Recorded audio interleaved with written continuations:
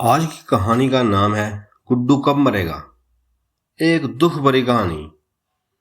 एक दिन ठेले पर भार अधिक होने के कारण रामू उसे ठीक से संभाल नहीं पाया और तेज गति से आती ट्रक से भिड़ गया।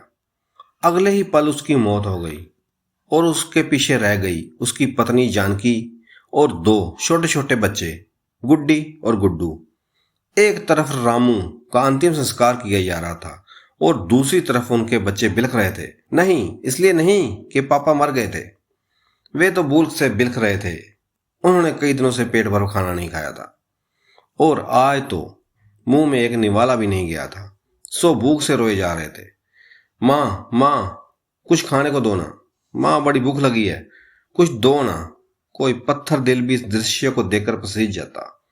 पड़ोसियों को भी दया आ गई, अगल बगल से खाना आ गया। बड़े दिनों बाद आज गुड्डी और गुड्डू पेट भर के खाना खा रहे थे। अजीब विरोधाभास था। एक तरफ लोग रामू की मौत पर दुख व्यक्त कर रहे थे, दूसरी तरफ उसके अपने बच्चे बड़े चाव से भोजन कर रहे थे। जानकी ने अगले कुछ दिन इसी तरह से उधार लेकर और इधर उधर से मांग कर और अपना और बच्चों का पेट पाला। लेकिन यह कब तक चलता। लोगों ने मदद करना बंद कर दी।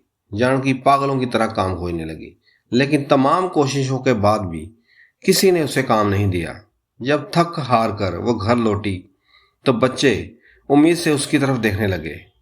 गुड्डू तुतलाती आवाज में बोला, क्या लाई हो माँ, जल्दी से खिला दो, बली बूथ लग दी है।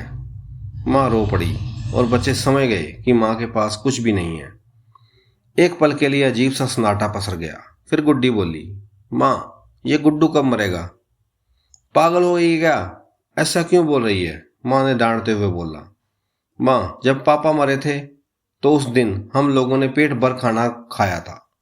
गुड्डू मरेगा फिर खाना आएगा ना। गुड्डी की बात सुनकर माँ की आंखें फटी की फटी रह गई। उसके पास गुड्डी की बात का कोई जवाब न था। दोस्तों, ये सिर्फ एक कहानी नहीं है, ये दुनिया के करोड़ों लोगों की हकीकत है। इस पर गौर कीजिए। जिस खाने को हम थैली में ऐसे ही छोड़ देते हैं, उसकी कीमत को समझिए।